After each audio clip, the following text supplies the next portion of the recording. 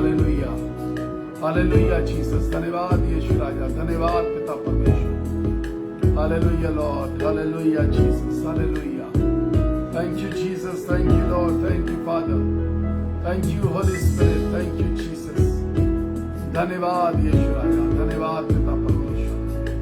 प्रभु तेरा धन्यवाद हो यीशु राजा, hallelujah. Thank you Jesus, thank you Lord, thank you. Glory, glory, glory Jesus. We give you all the glory, Lord. We give you all the glory. We give you all the glory, Jesus. We give you all the glory. Hallelujah. Thank you, Jesus. धन्यवाद यीशु राजा. Thank you, Lord. Thank you, Jesus. धन्यवाद यीशु राजा. ओ धन्यवाद मेरे प्रभु जी, धन्यवाद यीशु राजा. We give you all the glory, Lord. सारी महिमा आज की शाम में तुझे देते हैं यीशु राजा. You are the wonderful Lord. You are the Lord of Lords. Hallelujah, Jesus. You are the Lord of Lords. You are the Lord of Lords, Jesus. आप प्रभुओं के प्रभु हैं, सामर्थी परमेश्वर। हम तेरा धन्यवाद करते हैं, हम तेरा धन्यवाद करते हैं। Hallelujah Jesus. धन्यवाद यीशु राजा, धन्यवाद स्वामी सामर्थी परमेश्वर। आइए हम प्रार्थना करें। Thank you Jesus. प्रभु जी सामर्थी परमेश्वर, हम धन्यवाद करते हैं आज की शाम में यीशु राजा। हम तेरा शुक्रिया अदा करते हैं आपकी उपस्थिति के लिए और उस महान आनंद के लिए जो आप हमें देने जा रहे हैं। प्रभु जी आप दया कीजिए यीशु राजा, अनुग्रह करिए और आपकी करुणा पिता परमेश्वर, आपकी करुणा, आपकी दया हम सब पर यीशु राजा, हम सब पर, हम सब जितने आज तेरे वचन को सुनते हैं, हम सब पर, हम जितने तेरी आराधना करते हैं, हम सब पर आशीष देने वाली हो सके यीशु मसीह के नाम से करते हैं, amen. Hallelujah. May God bless you. परमेश्वर आपको आशीष दे। It is wonderful to be in the presence of God. परमेश्वर की उपस्थिति में रहना आनंद की बात है। Hallelujah Jesus. Shall we sing this song. आइए हम इस गीत को गाते हैं। आदर और महिमा हो तेरी, आदर और महिमा हो तेरी। अपने स्थानों पर खड़े होकर के हम प्रभु की स्तुति करेंगे। आदर और महिमा हो। Hallelujah Jesus. धन्यवाद यीशु राजा। आदर और महिमा हो तेरी, आदर और महिमा हो तेरी, आदर और महिमा हो तेरी प्रभु मेरे प्रभु योग्य केवल तू, योग्य केवल तू, योग्य केवल तू ही प्रभु मेरे प्रभु यीशु। मेरा सहारा है तू, मेरा सहारा है तू। Hallelujah Jesus. मेरा सहारा है तू, मेरा सहारा है तू ही प्रभु मेरे प्रभु यीशु। योग्य केवल तू, योग्य केवल तू, योग्य केवल तू, योग्य केवल तू ही प्रभु मेरे प्रभु यीशु। चंगाई है तू, मेरी चंगाई है हालेलुया तू, जीसस। मेरी चंगाई है तू प्रभु। मेरी चंगाई if you are sick in this evening, अगर आज की शाम में बीमार है, keep your right hand on your heart. अपने दाहिने हाथ को अपने दिल में रखें। मेरी चंगाई है तू प्रभु, मेरी चंगाई है तू, मेरी चंगाई है तू, मेरी चंगाई है तू ही प्रभु मेरे प्रभु यीशु। योग्य केवल तू, योग्य केवल तू, योग्य केवल तू ही प्रभु, मेरे प्रभु यीशु। Hallelujah Jesus. प्रभु हम तेरा धन्यवाद करते हैं यीशु। तेरा वचन कहता है कि मैं तुम्हारे देश को चंगा कर दूंगा, मैं तुमको चंगा कर दूंगा। आज प्रार्थना करें, मेरा प्रदेश, मेरा देश, मेरा शहर, मेरे लोग चंगे हो। मेरी चंगाई है, हमारी चंगाई है। Lord just bless us with that. उस आशीष से हमको आशीष दे, उस चंगाई की आशीष से भर दीजिए। द लॉर्ड ऑफ हेवन, स्वर्ग का परमेश्वर आपको चंगाई से भर देगा। Hallelujah Jesus. अपने परिवार में देखे कौन बीमार है, अपने घर में देखे कौन बीमार है। अपने घर में बैठ के भविष्यवाणी करें कि हम तुम्हें यीशु के नाम से कहते चंगे हो जाओ, हम यीशु के नाम से कहते चंगे हो जाओ। द स्पिरिट ऑफ गॉड, विश्वास के साथ कहें कि हम तुझसे कहते चंगे हो जाओ। The spirit of God will do it. Bible कहती ना तुम बल से, ना शक्ति से, ना किसी भी मनुष्य के बल से, ना किसी भी मनुष्य की शक्ति से, परंतु परमेश्वर की आत्मा के द्वारा ऐसा हो जाएगा। परमेश्वर की आत्मा के द्वारा ऐसा हो जाएगा। परमेश्वर की आत्मा के द्वारा तुम्हारे मुंह से निकले हुए शब्द भविष्यवाणी बन जाएंगे। Hallelujah. In the name of Jesus, Yeshu के नाम में ऐसा। आमीन। God bless you. एक गीत गाएंगे, नीले आसमां के पार चलिए। A most wonderful song। कुछ ही दिन पहले जिन्होंने इस गीत को लिखा था, उन्होंने इस दुनिया को छोड़ दिया, प्रभु में सो गए। ये गीत कई मुल्कों में गाया जाता है। मुझे नहीं लगता कोई भी चर्च ऐसा होगा जिन्होंने इस गीत को नहीं गाया होगा। नीले आसमां के पार जाएंगे। A wonderful man of God, एक ऐसा परमेश्वर का दास जिसने इस गीत को तब लिखा जब उसके पास कुछ स्वर्गीय एक्सपीरियंस थे, हेवनली एक्सपीरियंसेस।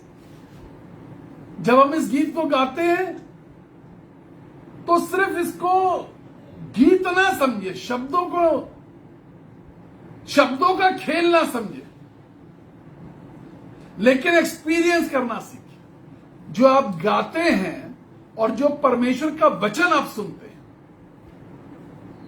हमेशा याद रखिए उसको एक्सपीरियंस करने की कोशिश करिए। यह परमेश्वर का वचन है। Let us Singh this song, नीले आसमां के पार जाएंगे। रिजॉइस, इस गीत को गाते गाते आनंद मनाइए।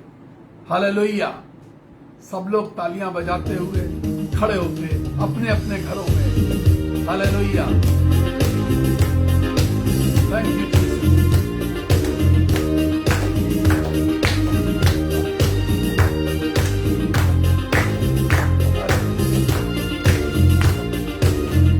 सब लोग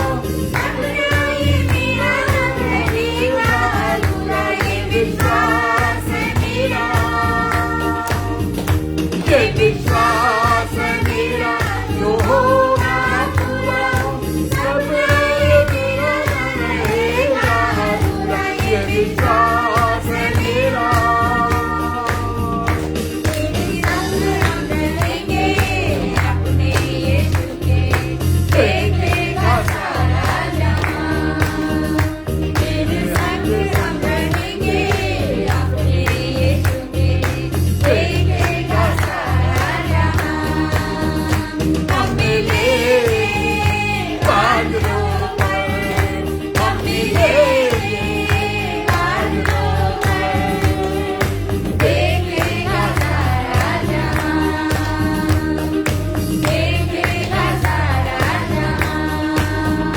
नीले आसमां के पार जाएंगे, मेरा यीशु रहेगा वहां। नीले आसमां के पार जाएंगे, मेरा यीशु रहेगा वहां। Hallelujah, thank you Jesus, praise the Lord. नीले आसमां के पार जाएंगे। अपनी अपनी बाइबल उठा ले, अपनी डायरी, अपनी किताबें सब रख लीजिए जिस पे आप लिखते हैं। बहुत सारे लोगों ने कहा हमने परमेश्वर के वचन को पढ़ना शुरू कर दिया और हमने सारे नोट्स बनाने शुरू कर दिए। सो आई एम वेरी हैप्पी, मैं बहुत खुश हूं इस बात से कि लोगों ने परमेश्वर को वचन को फिर से पढ़ना शुरू कर दिया और नोट्स बना रहे हैं, मैसेजेस के नोट्स बना रहे हैं। इट इज सो वंडरफुल, कितनी अच्छी बात है जब हम परमेश्वर के वचन को अपने पास सहेज के रखना है। सिर्फ नोट्स मत बनाइए, परमेश्वर के वचन को अपने दिल में सहेज के रखिए। आज जो बात मैं आपके साथ करने जा रहा हूं, जिनको मैंने भेजा था कि आज शाम की सभा में जुड़े, मैं उनको बता दूं कि मैंने उस पे जो टॉपिक लिखा था वो था परमेश्वर के राज्य के लिए उन्होंने नपुंसक बना लिया। परमेश्वर के राज्य के लिए अपने आप को नपुंसक बना लिया। हम इस चर्चा पे चलेंगे, देखते हैं खुदा का कलाम आज की शाम में क्या कहता है। मत्ती की इंजील उर्दू में, हिंदी में और इंग्लिश में, तीनों भाषाएं में पढ़ी जाएंगी। मत्ती का सुसमाचार 19वां अध्याय और उसकी 12वीं आयत मेहरबानी से पढ़ दीजिए। पहले हिंदी में पढ़ दी जाए मत्ती 19 और स्क्रीन पे डालते जाइए मत्ती 19 उसकी 12वीं आयत। जी हाँ, क्योंकि कुछ नपुंसक ऐसे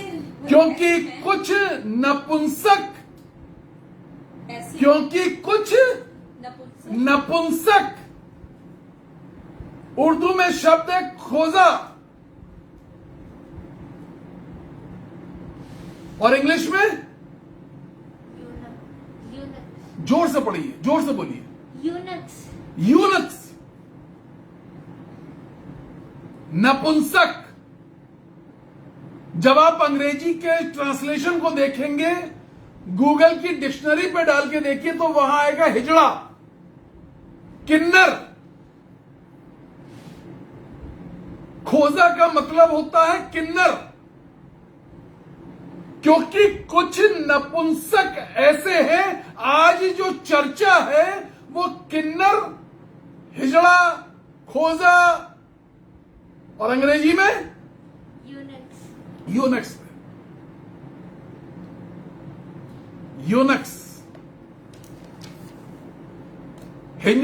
हिजड़ा, खोजा और यूनक्स पे चर्चा है आज। ध्यान से सुनिएगा, ऐसा टॉपिक है जो सबसे बुजुर्ग व्यक्ति भी इस समय ऑनलाइन शामिल है, उसने ये कलाम नहीं सुना है। दावा है मेरा, आपने ये इस पे मैसेज नहीं सुना होगा, इस बाइबल की वर्स को सुना होगा, पढ़ा होगा, लेकिन इस कलाम को नहीं सुना होगा। इसलिए सीख जरूर लीजिए जो मैं आज सिखाने जा रहा हूं।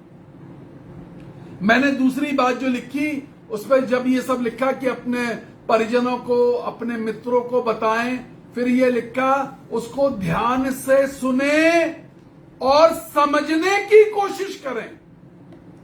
मतलब बात कठिन है, ध्यान से सुननी है आज की बात और समझने की कोशिश करनी है। मुश्किल है समझनी, मुश्किल है। मैंने बिल्कुल कोशिश करी है कि इसको हलवा बना के पेश करूं।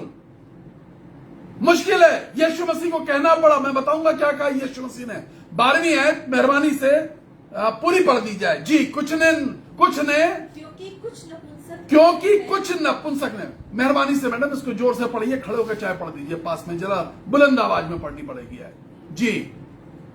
जो माता के गर्भ ही से ऐसे जन्मे, कुछ नपुंसक ऐसे हैं जो माता गर्भ ही से ऐसे जन्मे, और कुछ माता के गर्भ से हिजड़े पैदा हुए, नपुंसक पैदा हुए जी। कुछ ऐसे हैं और कुछ नपुंसक ऐसे हैं, और कुछ नपुंसक ऐसे हैं जिन्हें मनुष्य ने नपुंसक बना दिया। 3 प्रकार के नपुंसक होते हैं, 3 प्रकार के। पहला मां के गर्भ से, दूसरा मनुष्य ने किसी को नपुंसक बना दिया। अब तीसरा नपुंसक देखिए। और कुछ नपुंसक ऐसे हैं, और कुछ नपुंसक ऐसे, कुछ हिजड़े ऐसे हैं, कुछ किन्नर ऐसे हैं, कुछ खोजा ऐसे हैं, हाँ जी, जिन्होंने स्वर्ग के राज्य के लिए हालेलुया, जिन्होंने स्वर्ग के राज्य के लिए अपने आप को हाँ नपुंसक नपुंसक बना लिया। यही तो टॉपिक है, यही टॉपिक है ना हमारा। स्वर्ग के राज्य के लिए नपुंसक बना लिया। अंग्रेजी की बाइबल क्या कहती है जी? कौन सा वर्जन पढ़ रहे हैं बता दीजिएगा। NIV पढ़ दीजिए। चलिए, मैथ्यू 19:12 निकाल के रखा करिए फटाफट। For there are eunuchs who were born that way, For there are eunuchs who were born that way. बुलंद आवाज में पढ़ें जरा। and there are eunuchs who have been made eunuchs by others, There are eunuchs who have been made by others. दूसरे लोगों ने उनको हिजड़ा बना दिया जी।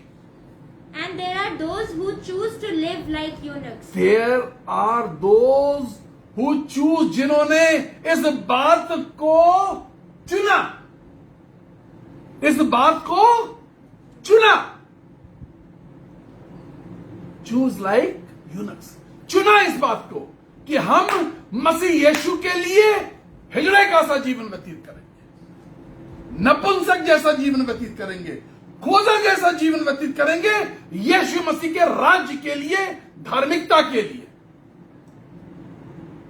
समझना पड़ेगा, इस कलाम को समझना पड़ेगा। अब उर्दू में पढ़ दीजिए, मम्मी पढ़ दीजिए जरा। क्योंकि बास खोजे ऐसे हैं, क्योंकि बास खोजे ऐसे हैं जो माँ के पेट ही जो माँ के पेट ही से ऐसे पैदा हुए, और बास खोजे ऐसे हैं जिनको आदमियों ने खोजा बनाया, जिनको आदमियों ने खोजा बनाया, और बास खोजे ऐसे हैं जिन्होंने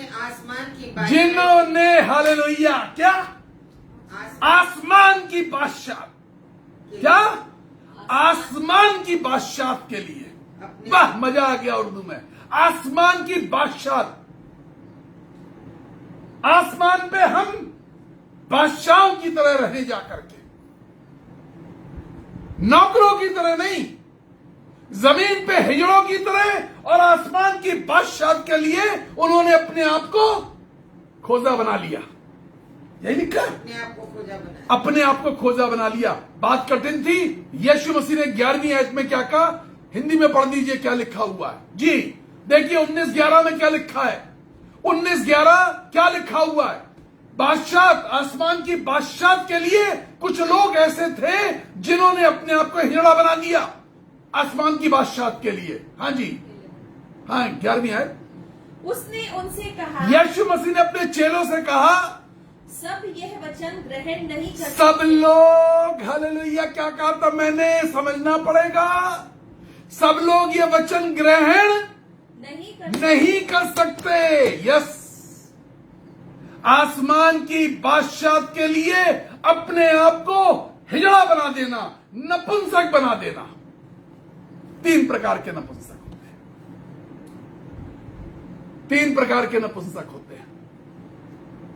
आज के वचन में मजा आए तो लिख जरूर दीजिएगा कि कुछ समझ में आया, और समझ में जो चीज नहीं आए वो लिख जरूर दीजिएगा कि ये बात समझ में नहीं आई हमारे। आसमान की बादशाह के लिए अपने आप को नपुंसक बनाना। और यीशु मसीह क्या कह रहे हैं? यीशु मसीह कह रहे हैं ये बात सबको सब लोग ग्रहण नहीं कर सकते। केवल वे जिनको ये दान दिया गया। देखिए कमाल की बात है, बात हिजड़ा बनने की हो रही है, और यीशु मसीह क्या कह रहे हैं? ये बात कौन समझ सकता है? जिसको ये दान दिया गया है कि तुम हिजड़े का सा जीवन व्यतीत कर सकते हो,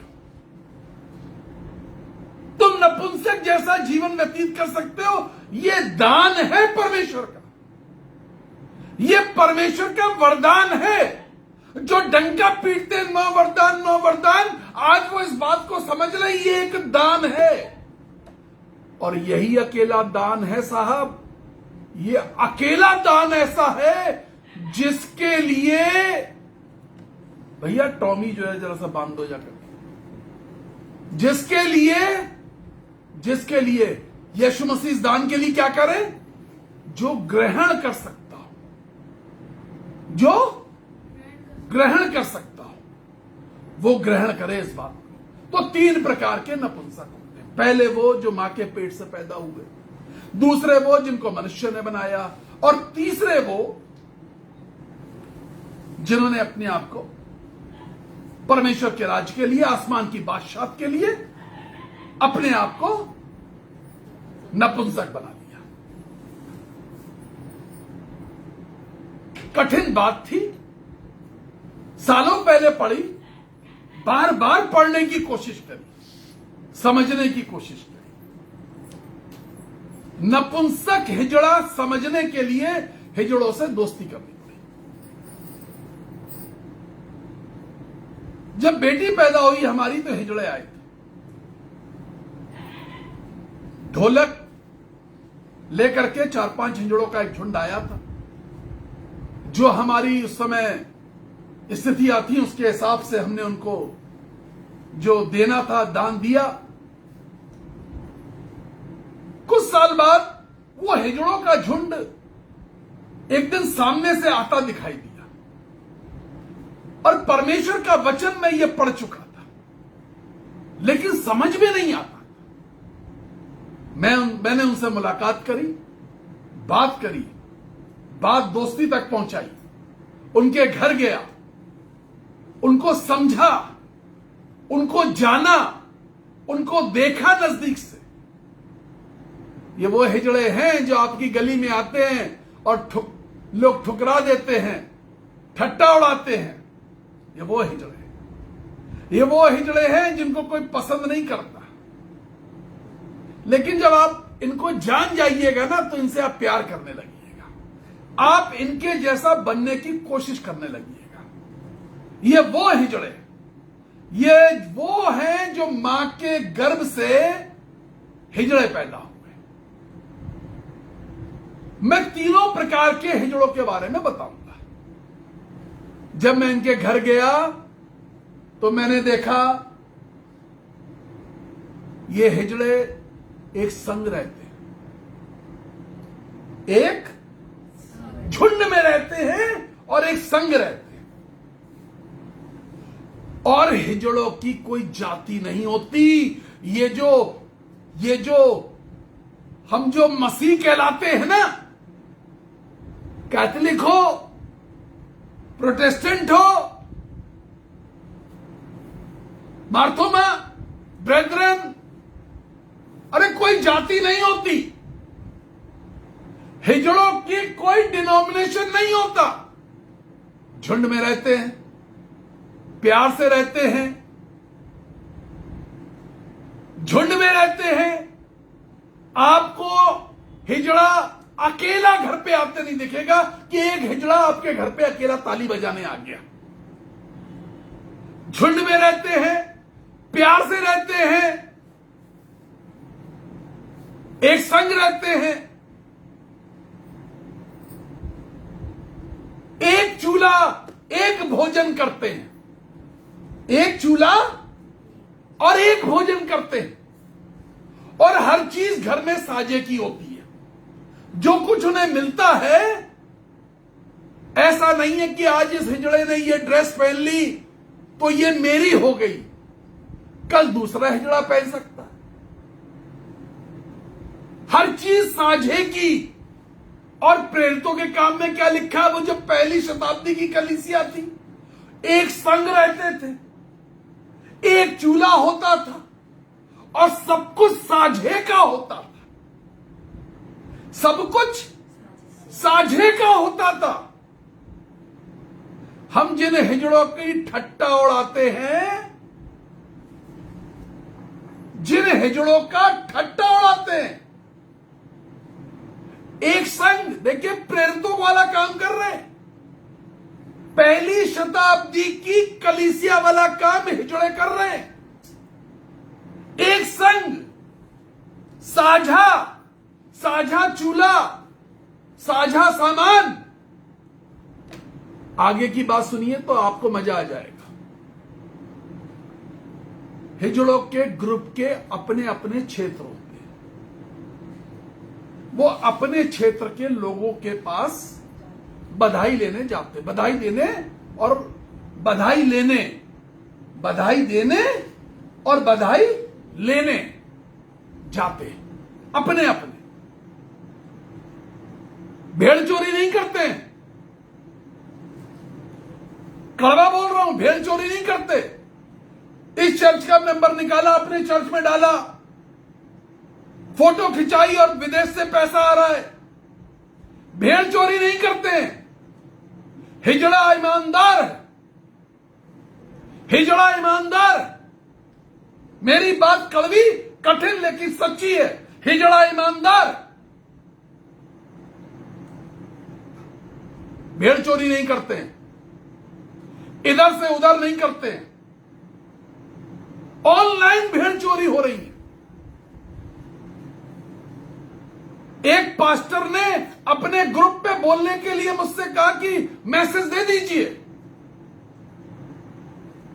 मैंने कहा ठीक है, मैसेज दे देंगे, हमारा काम है परमेश्वर के वचन का प्रचार करना। कर दिया। वो अकेले अपने ग्रुप में जुड़े, अकेला व्यक्ति, वो भी लेट। और जितने लोग हमारे जुड़े सबको फ्रेंड रिक्वेस्ट भेज दी कि हमारे साथ जुड़ जाओ। अकेला व्यक्ति, उस पेज पे वो अकेला व्यक्ति। कुछ लोगों को कह दिया कि हमें पैसे की जरूरत है, हमें पैसे भेज दो। हिजड़े ये वाला काम बिल्कुल नहीं करते। हिजड़े ये वाला काम बिल्कुल नहीं करते। चोरी नहीं करते, अपने क्षेत्र में काम करते हैं। कम है तो कम में जीते हैं। और जिस ग्रुप के पास कमी होती है, कोई ग्रुप संदेश भेजता है कि भाई हमारे यहां, हमारे घर में आज बधाई नहीं आ रही है, कम है, हमारे पास राशन नहीं है, कपड़ों की कमी है, पैसे की कमी है। इस बात को समझ लीजिए। जितने ग्रुप होते हैं हिजड़ों के एक शहर, अगर छोटा शहर और एक ही ग्रुप है तो वो दूसरे शहर में खबर भेजते हैं। तुरंत आनंद फानंद में ये मैसेज डिलीवर होता है सब जगह, और वहां से तुरंत उनके लिए मदद आ जाती है। तुरंत दूसरा हिजड़ा मदद लेकर के खड़ा होता है।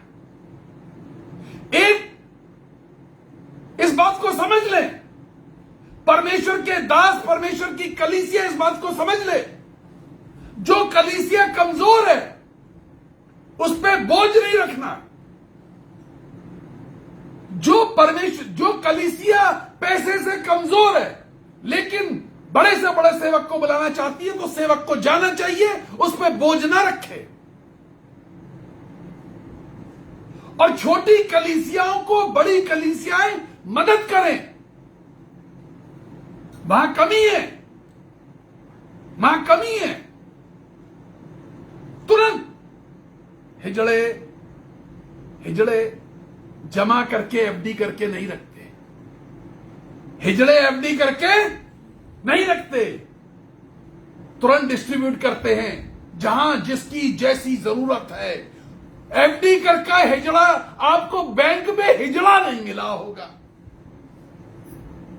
अभी ऑनलाइन मैंने देखा था, वो एक भाई है मेरठ से ही, वो पंजाब नेशनल बैंक में रहे हैं। He retired as a manager from there. आपने हिजड़ा नहीं देखा होगा बैंक कि हिजड़ा खाता खुलवा रहा है, हिजड़ा एफडी करने आया है, हिजड़ा इन्वेस्टमेंट करने आया है। हिजड़ा नहीं देखा होगा बैंक में।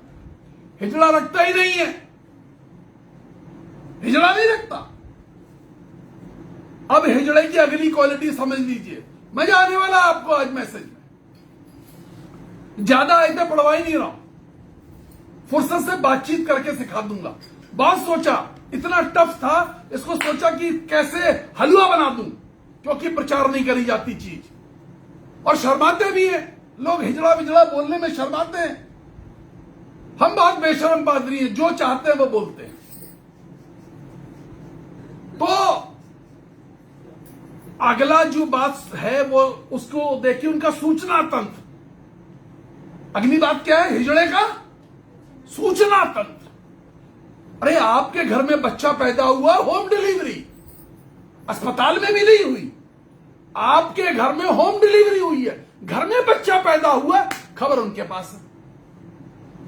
अभी आपके रिश्तेदारों को भी नहीं मालूम कि घर में बच्चा पैदा हो गया, होम डिलीवरी हो गई, खबर है ना, होती है ना हिजड़ों के पास। खबर हिजड़ों के पास पहुंचा। या कमाल की सूचना तंत्र कैसा है। पादरी साहब, इस संडे चर्च किस टाइम लगेगा? हमारा सूचना तंत्र कितना बेकार है। हम राजस्थान के एक चर्च में खड़े होकर के हमको रोकना पड़ा, पूछना पड़ा, सेक्रेटरी साहब पता क्या अनाउंसमेंट करते? सेक्रेटरी साहब अनाउंसमेंट ये करते हैं, सेक्रेटरी साहब होंगे इस समय ऑनलाइन, हमारे बड़े प्रिय मित्र हैं। सेक्रेटरी साहब अनाउंसमेंट करते हैं, अगले इतवार की आराधना इसी आराधनालय में सुबह 9:30 बजे होगी। अरे भैया, आराधनालय वही है, बदल थोड़ी ना जाएगा। आराधनालय वही है। या हर संडे हर मीटिंग का टाइम अनाउंस करना, फोन करके बताना। सूचना तंत्र देखिए आप, कमाल का सूचना तंत्र है हिजड़ों का। मैंने तो पूछा उनके घर में बैठ के, मैंने खाना खाया इसलिए पूछा। उनके साथ 3 दिन बिताए उनको समझने के लिए। सुबह पहुंच जाता था और दिन भर रहता था, रात का खाना खा के वापस आता था। मैंने पूछा, और वो बड़े प्यार से खिलाते, पूछ पूछ के खिलाते, बहुत पूछ पूछ के खिलाएंगे आपको। मैंने पूछा उनसे, सूचना कैसे मिलती है? कहने लगे कि सब जगह हमारे लोग हैं, सब जगह हमारे लोग हैं, और जो हमें मिलता है हम अकेले नहीं खाते। जो हमें मिलता है अकेले नहीं खाते। ईमानदारी से सूचना देने वाले का हिस्सा देके आते हैं, ईमानदारी से। उसको आना नहीं पड़ता, वो रिमाइंड नहीं कराता, रिमाइंडर नहीं देता, चर्च का चंदा जमा कर दो, वो नहीं कहता, वरना मेंबरशिप काट दी जाएगी। नो, ईमानदारी से जाके उसका हिस्सा जो कैसर का है, हालेलुया, जो कैसर का है वो कैसर को दे दो। जो जिसका है, सरकार का टैक्स है तो चोरी मत करो, सरकार को दे दो। सरकार का टैक्स सरकार को दे दो। अरे भैया, जकई क्यों बन रहे हो? जकई क्यों बन रहे हो? चमारी कर रहे हो? टैक्स है दे दो, मत करो चोरी। जो कैसर का है, जो दशवांश देना है, वो दशवांश ईमानदारी से निकाल दो। तो जो हिस्सा सूचना तंत्र का है, वो सूचना तंत्र को वो पहुंचा देते। सूचना तंत्र बिल्कुल मुस्तैदी के साथ अपना काम करता है। अब हिजड़े की सोचिए मैं क्या बताने वाला हूं। हिजड़े की ताली। आपके मोहल्ले में हिजड़ा घुसा, हिजड़े की टीम आई, सिर्फ ताली की आवाज से पता चल जाएगा आपको हिजड़े आ गए भैया। हिजड़े की ताली। आप कह दीजिए हमारे यहां बच्चा पैदा नहीं हुआ, आप उन्हें बोल दीजिए उनकी ताली में एक विशेष प्रकार की खनक होती है। आप अपने घर के आखिरी कमरे में बच्चे को सुला दीजिए, वो ताली ऐसी बजाते हैं कि बच्चा वहां पे जग जाता है। खुदा के कलाम में लिखा है, तेरी स्तुति पर, हालेलुया, तेरी स्तुति पर, तेरी तालियों पर परमेश्वर अपने सिंहासन को लगा लेता है। तेरी ताली में इतना दम होना चाहिए, तुम्हारी ताली में इतना दम होना चाहिए। जब मैं कहता हूं ना कि वो खड़े होके गाना गाइए, ताली बजाइए, वो सोचता अच्छा भैया गुप्ता जी तो बैठे मेरठ में, तो वो क्या करते हैं कि वो तरह तरह के बबुए ढूंढते हैं इसमें। वो कोई ऐसे ऐसे कर रहा होता है, कोई ऐसे ऐसे कर रहा होता है, कोई पुच्ची पुच्ची खेल रहा होता है। ये सब चीजें डालने में वो गाना नहीं गा रहे थे नीले आसमान के पार जाएंगे, वो बबुए ढूंढ रहे थे, बबुए। हम क्या कह रहे थे? हम कह रहे थे भैया ताली बजा के नीले आसमान के पार फील लाओ, फील। क्या कह रहे थे हम? अरे भैया फील लाओ, नीले आसमान के पार जाएंगे। फीलिंग तो लाओ अपने अंदर। फीलिंग नहीं है, फीलिंग नहीं है। पता है इनकी ताली क्यों है? ये ताली क्यों बजाते हैं ऐसी? इनकी ताली डिफरेंट क्यों होती है? ये बधाई देने और बधाई लेने आए। ये बधाई देने और बधाई लेने आए हैं। इस बात को याद रखिए, हिजड़ा दरवाजे पे आया है, बिना लिए नहीं जाएगा। हिजड़ा दरवाजे पे आया है, बिना लिए नहीं जाएगा, बिना लिए नहीं जाएगा। खुदा की उपस्थिति में आया हूं, खुदा से अपने सवाल का जवाब लेके जाऊंगा, अपनी प्रार्थनाओं का जवाब लेके जाऊंगा। खुदा की उपस्थिति में आया, परमेश्वर की उपस्थिति में आया। तुम्हारे दरवाजे पे आया हुआ हिजड़ा अपना हक लेकर के जाता है, बिना हक लिए नहीं जाता। डटा रहता है, अड़ा रहता है, गीत गाता रहता है और नाचता रहता है, कपड़े उतार देता है, लेकिन हक लेके जाता है। और पुराने नियम का तरीका यह है कि राजाओं ने अपने कपड़े उतार दिए। यहोवा परमेश्वर के सामने यहोशापात ने अपने कपड़े उतार दिए। I want your presence, I want your blessings Lord. मुझे तेरी उपस्थिति, मुझे यहोशापात क्या कह रहा है? यहोशापात कह रहा है I need your presence master, मुझे तेरी उपस्थिति चाहिए। कपड़े उतार दिए, हिजड़ा कपड़े उतार देता है। बधाई देने आया हूं, बधाई लेके जाऊंगा। गीत गा करके आया हूं, गीत गाते गाते, गीत गाते गाते मैं तुझसे लेके जाऊंगा जो लेने आया हूं।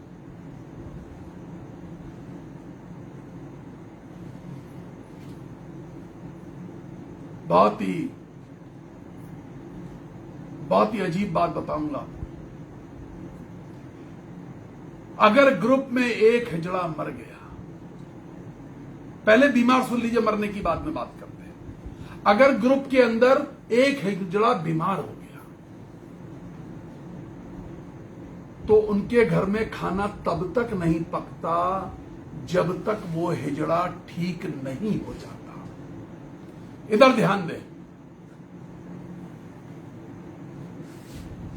जब तक उस घर में खाना नहीं बनता, क्या कहा मैंने? उस घर में तब तक खाना नहीं बनता जब तक कि वो हिजड़ा ठीक नहीं हो जाता।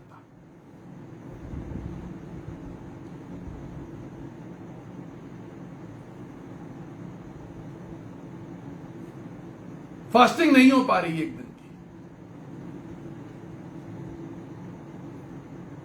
देश बीमार है,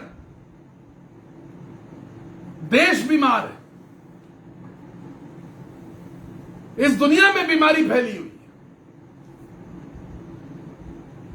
सारे विश्वासियों ने मिलकर के ये नहीं ठाना कि पूरा देश एक दिन उपवास रखेगा। तब तक खाना नहीं बनता जब तक कि वो चंगा ना हो जाए। और यदि हिजड़ा मर गया, दे डोंट क्राई, वो रोते नहीं है। और हिजड़े की डेड बॉडी आपने सड़क पर जाते नहीं देखी होगी।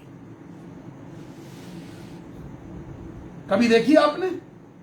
हिजड़े की डेड बॉडी आपने सड़क पर जाते नहीं देखी होगी। जब हिजड़ा मर जाता है तो रात के अंधेरे में हिजड़े उस मरे हुए हिजड़े की डेड बॉडी को ऐसे लटकाते हैं, लिटा के बक्से में बंद करके या अर्थी बना करके लेके नहीं जाते, लिटा के नहीं लेके जाते। लिटा के, आज याद रखिए, लिटा के लेके नहीं जाते। वो ऐसे एक ऐसे लटकाता है कंधे पे, एक ऐसे कंधे पे लटकाता है और उसे खड़ा खड़ा लेकर के चलते हैं, खड़ा खड़ा लेके चलते हैं और गीत गाते हुए चलते हैं, गीत गाते हुए चलते हैं। और उस दिन वो भजन गाते हैं, उस दिन वो भजन गाते हैं, ढोलक बजाते हुए, मजीरा बजाते हुए, हारमोनियम बजाते हुए, गीत गाते हुए चलते हैं। दुनिया में किसी को पता नहीं चलता कि एक हिजड़ा मर गया, और उसे ले जाकर के वो अपनी विधि के अनुसार उसका अंतिम क्रिया कर देते हैं। हिजड़ों की जात नहीं होती, तो जैसा उनको जहां पे जो सुविधा मिलती है उसके अनुसार वो कर देते हैं।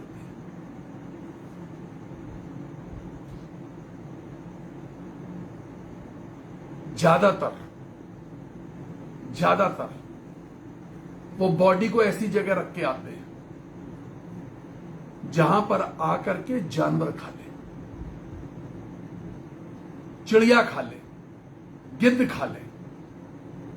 उनका मानना यह है कि हमारे मरने के बाद भी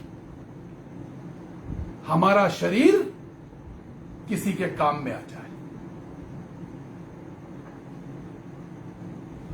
जब मैंने अपने ऑर्गन्स डोनेशन के लिए दिल्ली एम्स के अंदर रजिस्ट्रेशन किया, मैंने अपने सारे ऑर्गन्स डोनेट कर रखे हैं कि जिस वक्त मैं इस दुनिया को छोड़ूं, मेरे शरीर में जो भी ऑर्गन काम कर रहा हो, जितना काम कर रहा हो, जो जो चीज काम में आ सकती है। पहले लोग सिर्फ आंख डोनेट करते थे, लेकिन अब मैं बता दूं, हड्डी डोनेट होती है, खाल डोनेट होती है। जो जल जाते हैं उनको खाल की जरूरत होती है। हड्डी के कैंसर के मरीजों को, जिनको बोन कैंसर होता है, उनको हड्डी की जरूरत होती है। किडनी, लिवर, आंखें, ये सब चीजें, ये सब चीज। और उसके बाद उन्होंने कहा कि बॉडी हम आपको सब चीज निकाल लेंगे और बॉडी को लपेट के दे देंगे। मैंने कहा नहीं चाहिए, क्योंकि जो बच्चे पढ़ रहे होते हैं मेडिकल में, उन्हें पोस्टमार्टम सीखना होता, उनको पूरे क्या कहते हैं, हड्डियों का जो ढांचा होता है, स्केलेटन की जरूरत होती है। हड्डी की बनावट को सीखने की जरूरत होती है। मैंने कहा पूरी बॉडी अपने पास रख लीजिएगा। मैंने ऐसा रजिस्ट्रेशन कराया, उसके बाद मेरी वाइफ ने कराया और उसके बाद दोनों बच्चों ने कराया। हम सबके पास कार्ड है।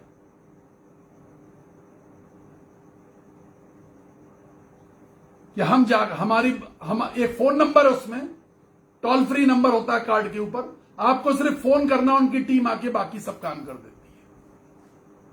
जो नियरेस्ट मेडिकल कॉलेज होता है, एम्स, वहां पे खबर करता है। जो नियरेस्ट सरकारी अस्पताल होता है या बड़ा प्राइवेट हॉस्पिटल होता है, मल्टी स्पेशलिटी, जहां पूरी टीम मिल जाती है, वो उनको फोन करते हैं कि तुरंत बॉडी को अपने हाथ में लो और सारी चीजें ले लो। तो हमने सब कुछ डोनेट कर दिया। उसे कहते हैं देह दान करना, बॉडी डोनेट करना। एक होता है ऑर्गन डोनेट करना, एक होता है बॉडी डोनेट करना। तो हमने अपनी बॉडी डोनेट कर दी कि हमारे इस दुनिया को छोड़ने के बाद स्केलेटन तक किसी स्टूडेंट के काम में आए। और मैं सबको उत्साहित करता हूं, मैं कहता हूं कि ये बक्से में बंद कर दो और वो सड़ रहा है और गल रहा है, उसे कीड़े खा रहे हैं, उससे बढ़िया है कि अपनी बॉडी को आप डोनेट कर जाइए, अच्छे डॉक्टर तैयार हो जाए। तो वो पढ़े लिखे नहीं है, उनको जानकारी नहीं है, लेकिन वो अपनी बॉडी को हिजड़े जानवरों के लिए, कीड़े मकोड़ों के लिए, उन पक्षियों के लिए डोनेट कर जाते हैं जो मांसाहारी होते हैं, उनके लिए डोनेट कर देते हैं। एक्चुअली में उनकी अंतिम क्रिया वही होती है। We don't want to share anything. हमारी तबीयत ही नहीं ऐसी है कि हम अपनी चीजों को शेयर करें, अपनी रोटी को शेयर करें, अपने सामान को शेयर करें, अपने पैसे को शेयर करें। अगर हमारे पास कोई हुनर है, कुछ कर सकते हैं, किसी की सेवा, कुछ हम किसी की मदद कर सकते हैं, अपने रिसोर्सेज को शेयर करें। हमारे अंदर वो तबीयत ही नहीं है। ये वो हिजड़े हैं जो मां के गर्भ से पैदा हुए। अभी मैं उस पर नहीं आया हूं, जिन्होंने खुद को बना लिया और जिन्होंने परमेश्वर के राज के लिए। ये वो हिजड़े हैं जो मां के गर्भ से पैदा हुए। मैसेज थोड़ा लंबा होगा और आपको बैठना पड़ेगा, जो छोड़ना चाहे छोड़ के चला जाए। ये वो हिजड़े हैं जो मां के गर्भ से पैदा हुए। इनका कोई जात नहीं होती, इनका कोई डिनोमिनेशन नहीं होता। सच्चा किन्नर, जो सचमुच में किन्नर होगा, आज ये बात सीख लीजिए, वो भीख नहीं मांगता। ये जो आपको ट्रेन पर, रेलवे स्टेशन पर, बस अड्डे पर, आपकी कार किसी चौराहे पे जाके खड़ी हुई, वहां पे वो जो हिजड़े मिल जाते हैं बाजार में ताली बजा बजा के, वो सब नकली हैं। वो सब नकली हैं। वो सारे के सारे नकली हैं। हिजड़ा कभी भी भीख नहीं मांगता। आत्मसम्मान से, मान सम्मान से जीता है, भीख नहीं मांगेगा। भूखा रह लेगा, अपने लोगों से मदद मांगेगा, अपने दूसरे ग्रुप से मदद मांगेगा। चोरी नहीं करेगा, चोरी बिल्कुल नहीं करेगा, लेकिन भीख नहीं मांगेगा। अब जो बात बहुत अजीब है, आपको मजा आएगा, आपको मजा आ रहा है, मुझे मालूम है कि हिजड़ों को अपनी जनसंख्या मालूम होती है। इनके पास अपना एक, जनसंख्या को क्या कहते हैं इंग्लिश में, सेंसस, अपना एक सेंसस सिस्टम है। कहां पर कितने हिजड़े हैं, उन हिजड़ों का क्या नाम है, किस शहर में कितने हिजड़े हैं, अपना सेंसस सिस्टम है, अपनी जनगणना होती है।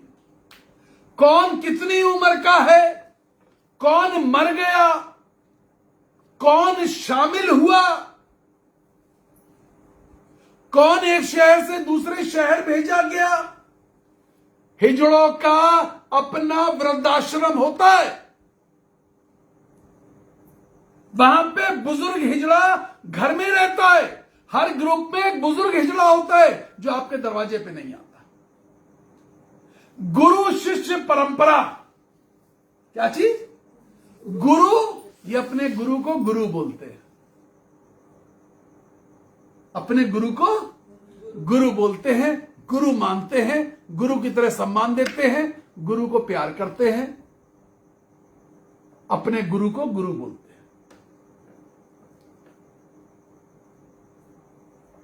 आज चर्च में खुदा के खादिमों की इज्जत दांव पे लगी हुई है।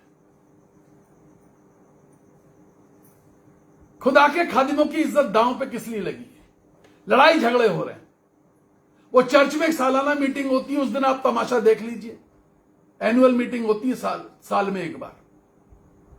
उस दिन आपको गुरु शिष्य की परंपरा चर्च के अंदर पता चल जाएगी, कितने गुरु हैं और कितने गुरु घंटाल हैं।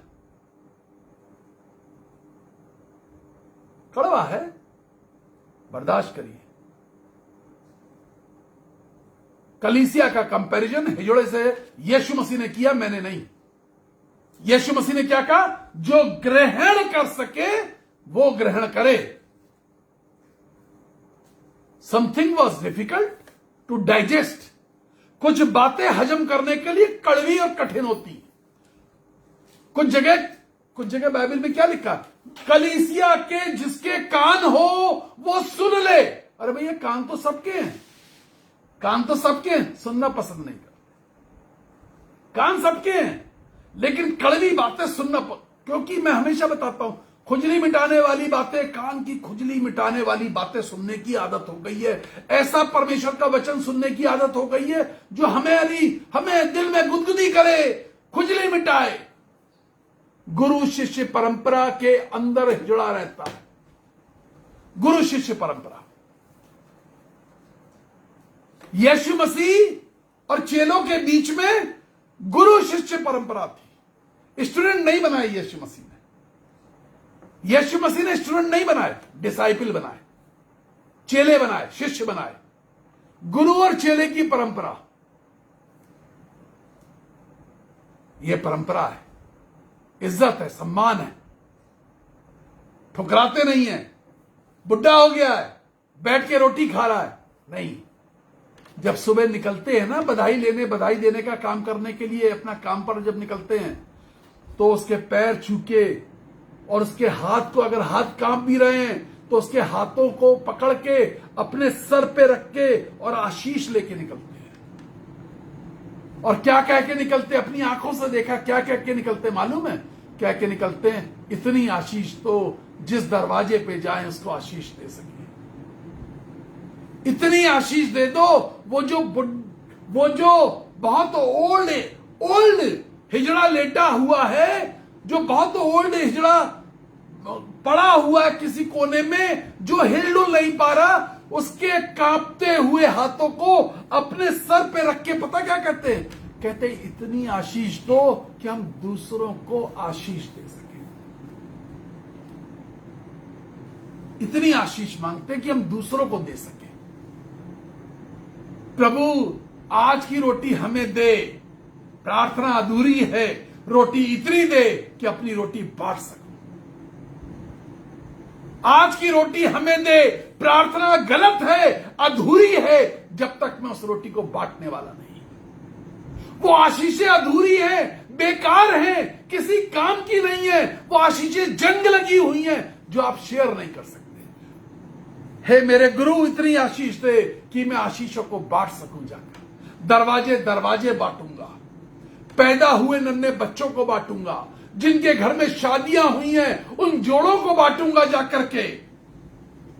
खुद विवाहित नहीं होते लेकिन जोड़ों को आशीष देते हैं जाके। खुद विवाहित नहीं होते लेकिन जोड़ों को फलने और फूलने की आशीष देते हैं।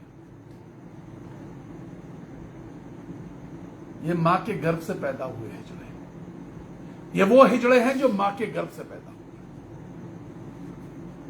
अब वो 3 दिन का मैसेज है मेरा। ये हिजड़े जब मैंने एक बार बोला था तो 3 दिन लगातार सिर्फ हिजड़ा ही बताया था, लेकिन आज तीनों चीजें खत्म करनी है मुझे। अब वो जिनको मनुष्य ने हिजड़ा बना दिया, मनुष्य ने हिजड़ा बनाया। पुराने जमाने में ये रीति थी। हिजड़ा जो है बड़ा सम्मानजनक माना जाता था। हिजड़ों के पास बहुत पावर थी, बहुत पावर रहती थी हिजड़ों के पास।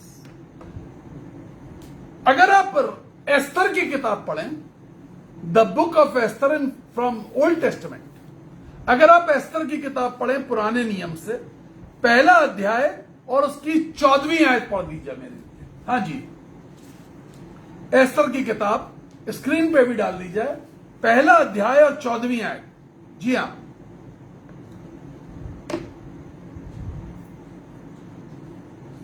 पहला अध्याय 14वीं आयत एस्तर की किताब 114। और उसके पास कर्शना, शेतार, अदमाता, तरशीश, मेरेस, मरसना, 114।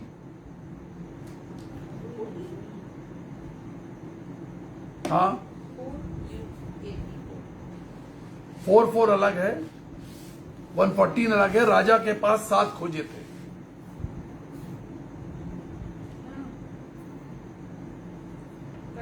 हाँ, पढ़िए। शेथर, अदमाता, तर्शीश, मिरिस, मरसेना, मेमुकान, 7 nobles of Persia. 7 खोजे थे। ये एक राजा है जो राजा का दर्शन करते, जो राजा का मुख्य मुख्य पदों पर बस नियुक्त एक किए सेकंड, आप सही जगह पहुंच गए। 7 हिजड़े इस राजा के पास हैं और 7 हिजड़े बाइबल में लिखा है कि वो मुख्य पदों पर आसीन है। ये राजा का मंत्रिमंडल है, कैबिनेट है। जब आप इस कहानी को पढ़िएगा, बाद में पढ़ लीजिएगा घर में, आपको एस्तर की किताब पहले अध्याय में ही मिल जाएगा, 14वीं आयत में मिलेगा। 7 के नाम लिखे हुए हैं। 7 खोजे थे, 7 हिजड़े थे जो मुख्य मुख्य पद पर, पढ़ दीजिए ना, जो मुख्य मुख्य पदों पर नियुक्त जो मुख्य मुख्य पदों पर नियुक्त किए गए थे। 7 हिजड़े राजा के दरबार में, कैबिनेट देखिए, राजा की कैबिनेट हिजड़ों की कैबिनेट है, मुख्य मुख्य पदों पर नियुक्त किए गए थे। हाँ, राजा ने पूछा कि रानी वष्टी ने राजा श्रेयस की खोजों द्वारा दिलाई हुई आज्ञा का उल्लंघन किया, तो नीति के अनुसार उसके साथ क्या किया जाए। बस ये मुख्य मुख्य पद पर नियुक्त किए गए थे और ये वो लोग थे जो राजा का दर्शन कर सकते थे। राजा से मुलाकात ये 7 लोग ही कर सकते थे। और ये वो लोग थे, ये 7 हिजड़े ऐसे थे। जब आप पुराने नियम को पढ़ेंगे तो वहां हिजड़ों का बड़ा इतिहास लिखा हुआ है। मुझे नहीं मालूम आपने जब पुराना नियम पढ़ा तो इस खोजे शब्द को कैसे पढ़ा। खोजे का मतलब होता है नपुंसक, हिजड़ा। लेकिन जब आप इंग्लिश की बाइबल पढ़ेंगे तो आपको वो शब्द मिल जाएगा। 7 लोगों की कैबिनेट राजा के दरबार में और 7 मुख्य पद पर। राजा उनसे पूछ के निर्णय लेता है। अगर आप एस्तर 4:4 पढ़ेंगे, 4था अध्याय 4थी आयत, तो वहां लिखा है एस्तर रानी के पास भी खोजा था, हिजड़ा था। होता क्या था, ये जो मनुष्य हिजड़े बना दिए जाते थे, हां,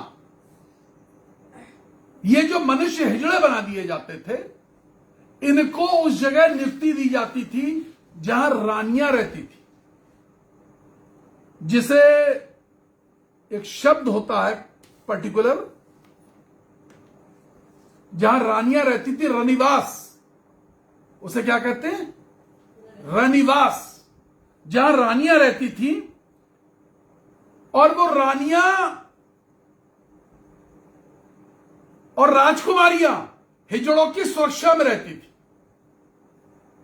जब आप पुराने नियम को पढ़ेंगे तो आपको पता चलेगा कि रानियां उनकी सुरक्षा के अंदर रहती थी। और देखिए, एक जगह और दिखाता हूं, यिर्मयाह की पुस्तक 38 अध्याय 7वीं आयत। यिर्मयाह की पुस्तक 38वां अध्याय और उसकी 7वीं आयत जरूर डाल दीजिए स्क्रीन पर। जी, एक देखिए, हिजड़ा राजा से बात कर रहा है, राजा का हिजड़ा है ये, और इसके पास पावर देखिए कितनी है। हाँ, यिर्मयाह 38 अध्याय 7वीं आयत। जी हाँ, उस समय राजा बिन्यामीन के पास एक हिजड़ा था और उसका नाम एदीमेलेक कुशी था। क्या नाम था उस हिजड़े का? एदीमेलेक कुशी। और उसको पता चला कि कुछ लोगों ने यिर्मयाह नाम का जो भविष्यवक्ता है उसको एक गड्ढे में जाके डाल दिया। मैं कहानी आपको ऐसी बता देता हूं, उसको स्क्रीन पे डाल दीजिए और पढ़ लीजिएगा खुद। तो एदीमेलेक जो कुशी था, उसको पता चला वो हिजड़ा था, और वो राजा का खास मंत्री था, वो राजा के आसपास रहता था। राजा से उसने आके बताया कि देखिए, राजा के पास खबर नहीं है, राजा के पास खबर नहीं है, लेकिन राजा के साथ रहने वाले हिजड़े के पास खबर है। सूचना तंत्र देखिए आप इसका। मैंने अभी बताया ना सूचना तंत्र, आप सूचना तंत्र देखिए इस हिजड़े का। सूचना तंत्र यह है कि इसने राजा को बताया यिर्मयाह नाम का भविष्यवक्ता गड्ढे में डाल दिया गया है, भूखा मर जाएगा, रोटी नहीं है।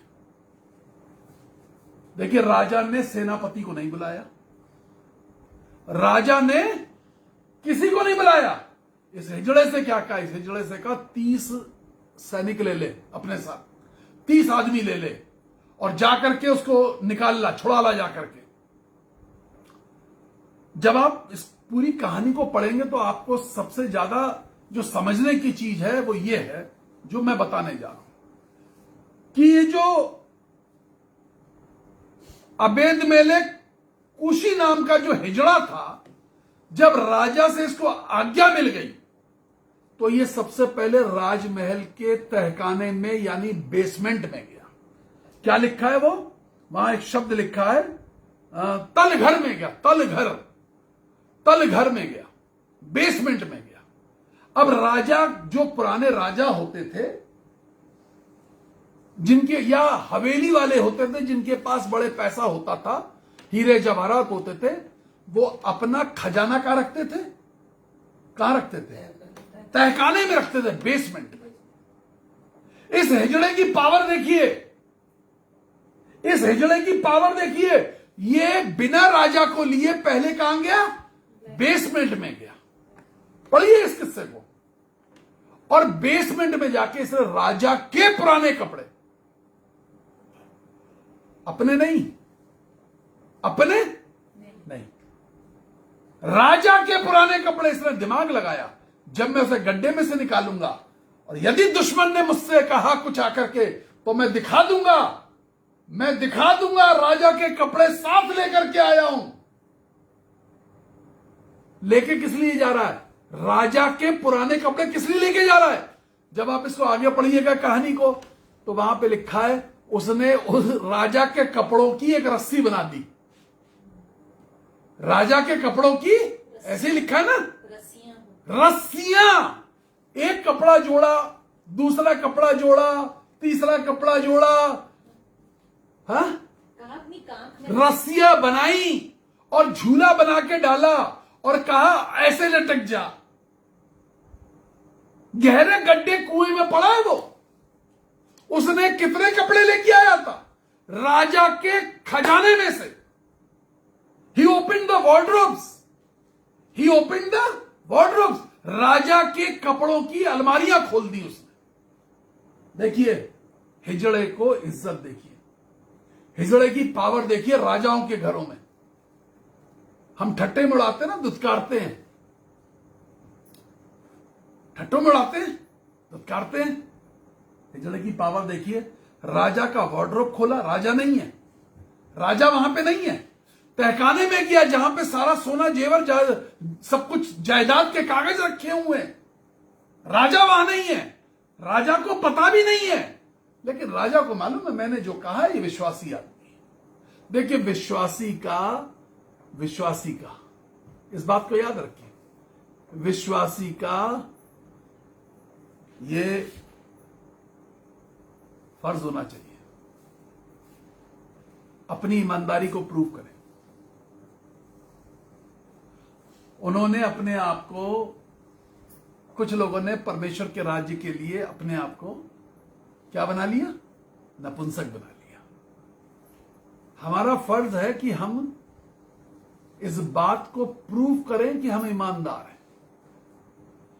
ईमानदारी एक बार प्रूफ नहीं करनी होती, ईमानदारी बार बार प्रूफ करने की चीज है।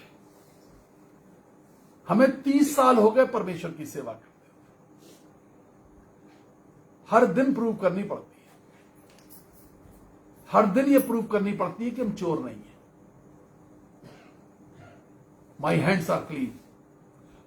और सिर्फ दुनिया के सामने नहीं, दुनिया के सामने आप डंका बजा सकते हैं कि आप चोर नहीं हैं, मैं चोर नहीं हूं। खुद को बताना होता है कि मैं चोर नहीं हूं, माई हैंड्स आर क्लीन। यह बात खुद को बताना मुश्किल हो जाती है कि मैं चोर नहीं हूं। जो व्यक्ति अपने आप को बता दे कि मैं चोर नहीं हूं, वो परमेश्वर के सामने कभी भी खड़ा हो सकता है। वो परमेश्वर को बता सकता है कि मैं चोर नहीं हूं। 30 साल हर दिन ये प्रूव करना पड़ गया कि चोर नहीं। दूसरे शहरों में जाते हैं, दूसरों के घरों में रहते हैं, जाकर घर खुले हुए मिलते हैं, हर चीज खुली हुई मिलती है। जो लोग दान देते हैं, सेविकाई के लिए दान देते हैं या पर्सनल गिफ्ट देते हैं, हर दिन ये प्रूव करना पड़ता है चोर नहीं है, चोर नहीं है, ये प्रूव करना पड़ता है। सेविकाई का दान सेवा में, और यदि किसी ने पर्सनल गिफ्ट दिया वो अपने पास उसका दशवांश निकाल के, ईमानदारी से दशवांश निकाल के। जब जेब में 20 रुपए होते थे तो ईमानदारी से निकालते थे, 20,000 होंगे तो भी ईमानदारी से निकालेंगे। और कभी खुदा ने 20 लाख दे दिए, ईमानदार उतरे ही रहेंगे। जब मैं पहली बार, हमारे ये हार्ट में मशीन लग रही थी, बहुत महंगी मशीन है, कई लाखों की है, सब जगह से पैसा आया, सबने दान दिया, इकट्ठा किया कि ब्रदर को मशीन लगवानी है। पैसा पूरा हो गया, हमने उसमें से दशवांश निकाला और जहां हमें दशवांश देना था हमने दे दिया, पैसा कम हो गया, मशीन का अमाउंट कम हो गया।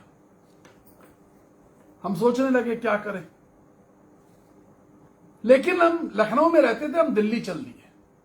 हमने कहा कोई बात नहीं लगेगी तो कोई बात नहीं। हमने अपना ईमानदारी से काम कर दिया और घर में ये बता के चले कि देखो पैसा इन लोगों ने दिया है। कुछ लोगों के नाम नहीं है कि किसने दिया है, लेकिन पैसा तो अकाउंट में आया है, लेकिन उन्होंने नाम नहीं बताए और हमें मालूम नहीं है। तो जिनके नाम नहीं है, यदि हम मर जाएं तो जिनका नाम नहीं है वो पैसा किसी भी संस्था को दे देना, लेकिन जिनका नाम है उनको पैसा वापस कर देना। हम दिल्ली पहुंच गए, डॉक्टर से मिले, अस्पताल में मिले। मेरे डॉक्टर गवाह इस बात के। अस्पताल की सीढ़ी चढ़ रहा था तो जितना पैसा कम हुआ था उसका आधा पैसा, सीढ़ी चढ़ रहा हूं अभी अस्पताल की, फोन आया कि ब्रदर अभी ट्रांसफर किया है, वो पैसा उतना था जितना आधा कम हुआ था। अब हम अस्पताल में पहुंच गए, हमें लिटाया गया, हमें ओटी में भेजा गया। डॉक्टर से मैंने कहा मुझे आपसे कुछ बात करनी है, मैं बताना चाह रहा था कि इतना पैसा कम है। डॉक्टर ने कहा कि अभी रूम में आके मिलता हूं तब बात करना है संजय, अभी काम करने दो। मैं उन्हें बताना चाह रहा था, उन्होंने बोलने का मौका नहीं दिया। मैं रूम में शिफ्ट कर दिया गया, वो मुझसे मिलने आए। मैंने कहा कि सर वो पैसे जो है ना, पैसे आ जाएंगे, पैसे कहां जा रहे हैं? जिस मशीन का पैसा एडवांस, लाखों की मशीन का पैसा एडवांस जमा करा लिया जाता है, बिना एक 25 पैसे चवन्नी लिए हुए, बिना 1 रुपया लिए हुए, वो मशीन मेरे शरीर में फिट कर दी है। पैसे आ जाएंगे, पैसे कहां जा रहे हैं? मैं मन में डर रहा था, सोच रहा था कि क्या करूं। मेरा ऑपरेशन हो गया, मेरे मशीन लगा दी गई, अगले दिन डॉक्टर को सुबह देखने आना है। डॉक्टर आए, देखने आए, मिले। मैंने कहा वो आपसे बात करनी थी, शाम को करते, अभी राउंड पे हूं। मैंने कहा ये बात ही नहीं कर रहे, क्या करूं? प्रार्थना कर रहा था, प्रभु क्या करूं, पैसा कम है, वो सोचेंगे चोर है। लेकिन परमेश्वर ने चोर सिद्ध नहीं होने दिया। 12 बजे एक फोन आया, जो अमाउंट डाला था वो उतना था कि दशवांश भी निकाला जा सकता था। उस आए हुए बचे हुए पैसा के भी दशवांश निकाला जा सकता था, वो इतना पैसा था। आप परमेश्वर के सामने ईमानदार रहिए, ईमानदार रहिए बस। और अपने आप को रोज ये बताइए कि हाथ साफ है, मेरे अकाउंट में गड़बड़ी नहीं है। ये बताना सीख जाइए। राजा के बेसमेंट में जाने का अधिकार मिल गया। और खुदा का खादिम पौलुस क्या कहता? स्वर्गिक वस्तुओं की खोज में रहो, ईमानदार रहोगे, गारंटी है मेरी, 100% गारंटी है। गारंटी से बात करता हूं, जो बात करता हूं 100% गारंटी है। स्वर्ग के अंदर उठाए जाओगे, स्वर्गिक वस्तुओं की खोज में रहोगे और स्वर्गिक वस्तुओं को पालोगे।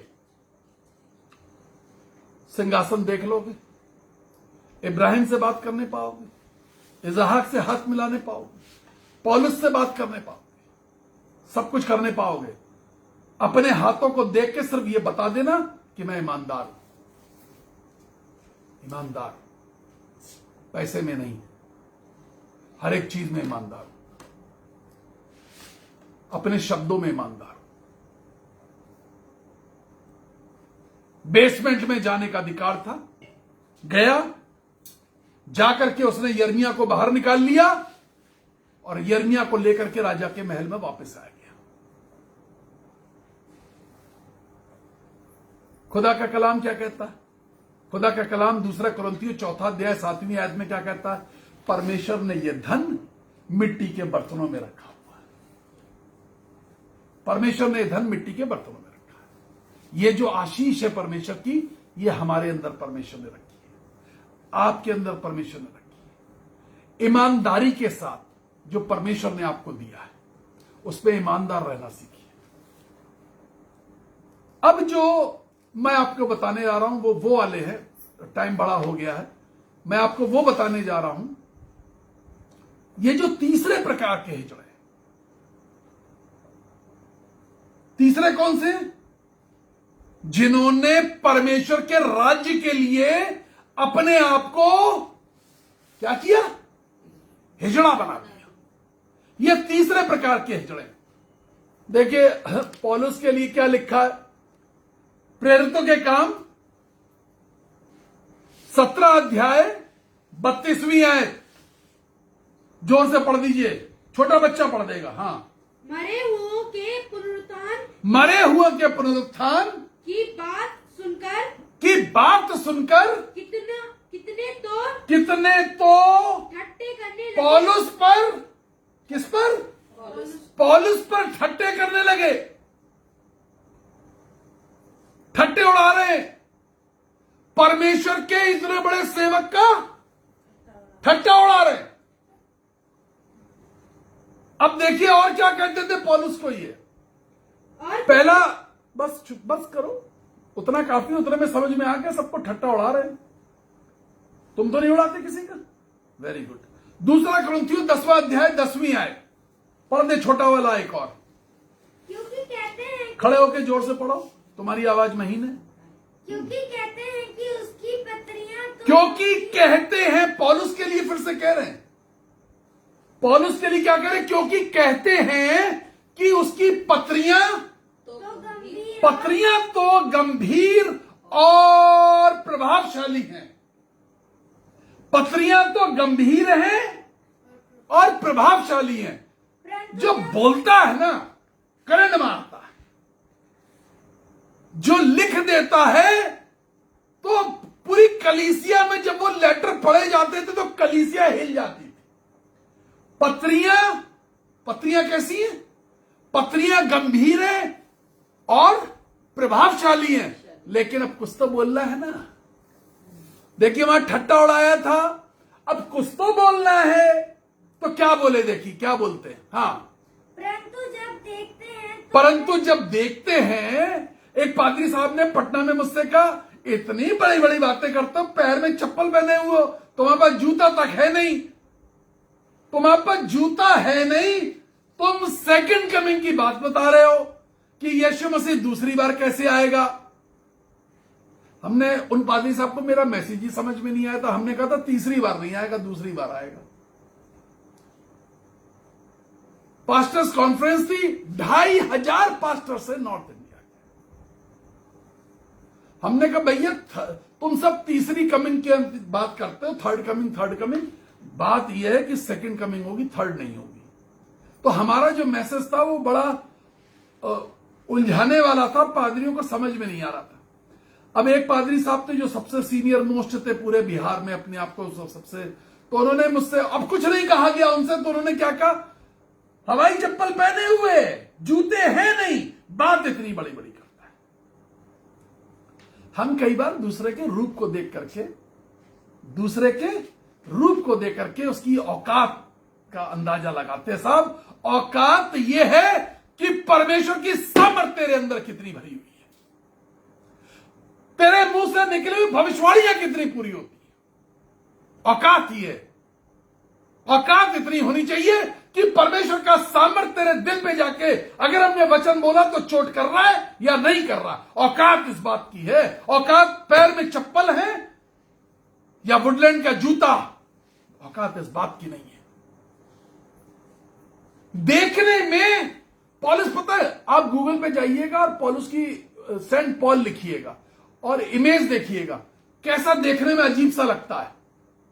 पॉलुस सच में देखने में अजीब था। 100 साल बाद करीब पॉलुस के मरने के बाद एक किताब छपी, बड़ा विवाद हुआ उस पर, लोगों ने कहा गलत बात है, इतना बड़ा परमेश्वर का सेवक तुम उसके लिए, उसने जिसने 14 किताबें जिसकी बाइबल के अंदर है, तुम उसकी किताब में क्या लिख रहे हो कि उसकी एक आंख फटी सी लगती थी, उसकी भौं चिपकी हुई थी, उसका जो जबड़ा था ये कंधे से सटा हुआ था, वो ठिगना था, थोड़ा बौना टाइप का था, वो छोटा था, उसके पैर टेढ़े से थे। ये सब बातें लोगों ने लिखी, बहुत विवाद हुआ इस किताब पर।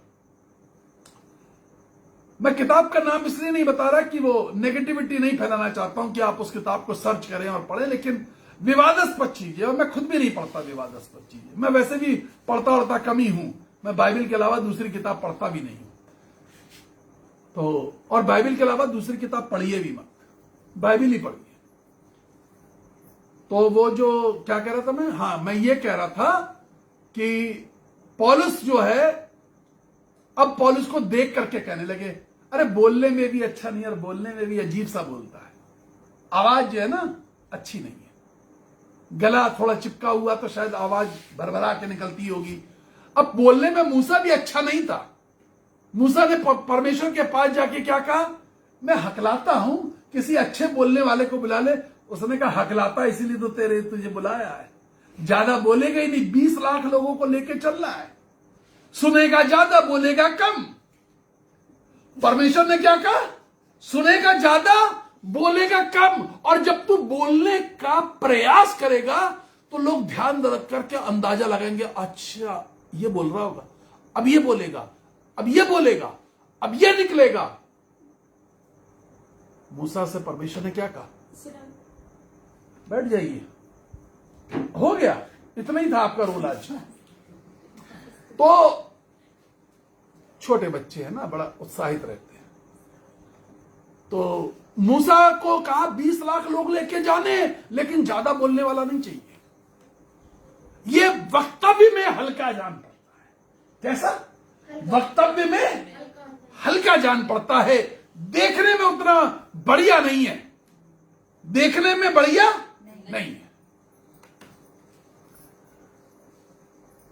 कुछ लोग हमें रिजेक्ट कर देते, कहते हैं आपकी मूछें अच्छी नहीं है। रिजेक्ट कर दिया। हमने कहा अच्छा भाई, कटवाएंगे नहीं तुम्हारे कहने से। हमारे साइन जो है ना, वो एक बार साइन कर देते, दोबारा वाला साइन नहीं होता। बैंक वालों ने रिजेक्ट कर रखा है। हमारी बेटी हमारा साइन बना देती है, लेकिन हम अपना साइन खुद नहीं बना पाते। कमियां होती हैं मनुष्य में, हमारे अंदर ये कमी है, क्या करें? हर मनुष्य में कमी होती है।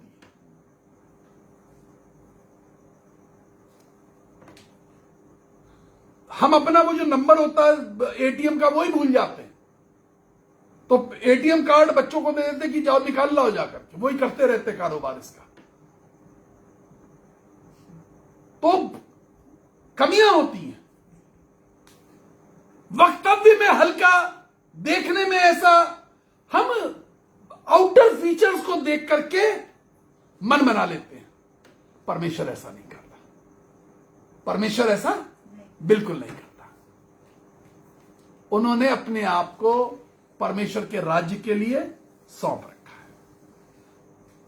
पौलुस ने परमेश्वर के राज्य के लिए अपने आप को सौंप रखा था। उसने अपने आप को नपुंसक बना दिया था। कोई कुछ भी रहता था। हिजड़े को आप चिढ़ाते रहिए, वो बिल्कुल नहीं चिढ़ता। हिजड़ा को आप हिजड़ा कहिए, बिल्कुल नहीं शर्माता। हिजड़े को लोग दौड़ाते हैं, पीछे पीछे ऐसे ऐसे करके चलते हैं, बुरा नहीं मानता, बिल्कुल भी बुरा नहीं। हिजड़ा कभी आपको पलट के गाली नहीं देगा, आप उसको चिढ़ाएंगे। तालियां बजा बजा के चिढ़ाइए, हिजड़ा गाली नहीं देगा। बाइबल क्या बताती है? वो गाली सुनकर गाली नहीं देता था, खामोश था। अब नए नियम का हिजड़ा एक बता देता हूं, ताकि आपको यह ना लगे कि संजय भाई ने पुराने नियम के हिजड़े दिखा दिए, नए नियम में कोई हिजड़ा नहीं दिखाया। उसके बाद हम खत्म करेंगे। देखिए यहां पर एक हिजड़ा है नए नियम में। तो प्रेरितों के काम 8वां अध्याय देखिए, नए नियम का हिजड़ा देखिए आप। कमाल का है, मुझे नहीं मालूम आपको ये बात किसी ने बताई या नहीं बताई, लेकिन ये वो हिजड़ा है जिसके साथ कुछ कमाल हुआ है। जी हां, पढ़ दें प्रेरितों के काम 8वां अध्याय 26 से 40 आए। 8वां अध्याय प्रेरितों के काम 26 से, book of act chapter 8 verse 26 to 40 डाल दीजिए ताकि लोग बार बार पढ़ते रहे। हां 8:26। फिर प्रभु के एक स्वर्गदूत ने देखिए, जो लोग ये कहते हैं कि स्वर्गदूत नहीं होते, वो आज इस बात को जान लीजिए कि स्वर्गदूत होते हैं। फिर प्रभु के एक स्वर्गदूत ने, और कहते हैं स्वर्गदूत बात नहीं करता। अभी मुझे एक बहन ने फोन किया और मुझसे कहा, इस समय वो ऑनलाइन है, उन्होंने मुझसे कहा कि किसी ने रात में मुझे छुआ, हिलाया। तो ब्रदर एक बात बताइए, भूत तो नहीं था? मैंने कहा कमाल की बात है भाई, आप विश्वासी हैं, स्वर्गदूत आपको जगाने आया था, सो मत, उठ प्रार्थना कर। मैं पलट के कंबल ओढ़कर, जो चादर ओढ़ के सो गई, ओढ़ के सो गई। भूत क्यों आएगा? आप रात में दुआ करके सोए थे। भूत क्यों आएगा? आप परमेश्वर का वचन सुन के सोए थे। भूत क्यों आएगा? आपने अपने आप को अपने परिवार को परमेश्वर के हाथों में डेडिकेट किया था। भूत क्यों आएगा? आपने कहा था प्रभु मेरे जान माल की रखवाली कर। स्वर्गदूत आएगा बाबू लोगों, स्वर्गदूती ही आएगा। अगर जिंदगी में कहीं गड़बड़ी चल रही है तो भूत प्रेत आएगा, आता है। लेकिन सही चल रहे हो, स्वर्गदूत ही आएगा। तो स्वर्गदूत ने, अब देखिए स्वर्गदूत फिलिप्पुस के पास आया। हां, फिलिप्पुस जो है ना, वो अपोस्टल नहीं था, प्रेरित नहीं था। फिलिप्पुस प्रेरितों के नीचे काम करने वाला एक छोटा सा व्यक्ति था, लेकिन आत्मा से समर्थ। एक गांव में बड़ी कन्वेंशन कर रहा है, हजारों लोग जमा हैं, चंगे हो रहे हैं, बीमारियां निकल रही हैं, दुष्ट आत्माएं फिलिप्पुस के प्रचार में निकल रहा है, सब चीजों की विटनेस हो रही है, गवाहियां हो रही हैं। फिलिप्पुस के पास इतनी बड़ी सभा में, हजारों लोगों की भीड़ में स्वर्गदूत आया। बड़ी भीड़ में फिलिप्पुस के पास स्वर्गदूत आया। स्वर्गदूत ने क्या कहा? जब आप इस चैप्टर को पूरा पढ़िएगा तो ये सब बातें जो मैं बता रहा हूं आपको समझ में आ जाएगी। जी आगे पढ़िए। हाँ, स्वर्गदूत ने क्या कहा? उठकर दक्षिण की ओर। स्वर्गदूत ने क्या कहा? उठकर दक्षिण की ओर जा। एक जगह बताई कि तुझे वहां जाना है और एक आदमी से मुलाकात करनी है। देखिए मजा कब आता है? हजारों की भीड़ सामने लगी हुई है, बैठी है ना? मजा कब आता है? जो कन्वेंशन स्पीकर होते हैं उन्हें मजा तब आता है, सब 1 लाख आदमी बैठा है, स्टेज पे लालू यादव बैठे हुए हैं, मुख्यमंत्री, उस समय मुख्यमंत्री, सामने हजारों की भीड़ है, तमाम बड़े नेता, बड़े अधिकारी, डीएम और कलेक्टर आपके स्टेज पे बैठे हैं, घुटने टेक के प्रार्थना कराने के लिए। आप महाराष्ट्र में जा रहे हैं, वहां होम मिनिस्टर बैठा हुआ आपके सामने, आपके प्रचार को सुन रहा है। जब तक गीत संगीत चलता रहा, वो स्टेज पे बैठा रहा। उसने कहा प्रचार परमेश्वर का वचन में सामने बैठ के सुनूंगा। परमेश्वर के सेवक को बिल्कुल सामने बैठ के सुनिए, पूरा आनंद आएगा। सामने बैठ के सुन रहा है। फिलिप्पुस के साथ भी उस गांव का जो अधिकारी होगा, जो ग्राम पंचायत वाले होंगे, वो सब बैठे होंगे, वो देख रहे होंगे, वीआईपी गैलरी होगी। लेकिन फिलिप्पुस से स्वर्गदूत क्या कहता है? एक रास्ते पर भेज रहा है, रास्ता थोड़ा जंगल का है। कहा कि वो जंगल का ही है, आगे आपको पता चलेगा वो जंगल का रास्ता है। एक आदमी तुझे वहां, एक आदमी के लिए, पूरी भीड़ को छोड़कर एक आदमी के लिए तुझे वहां जाना है। फिलिप्पुस चल दिया। फिलिप्पुस, स्वर्गदूत ने आके बोला, फिलिप्पुस चल दिया। देखिए ये जो भीड़ का मोह है ना, इसको त्यागना। जिस भीड़ में आप हैं, इसको त्यागना, इसको त्यागना कि ये भीड़ मेरी नहीं है, ये कुछ भी मेरा नहीं है।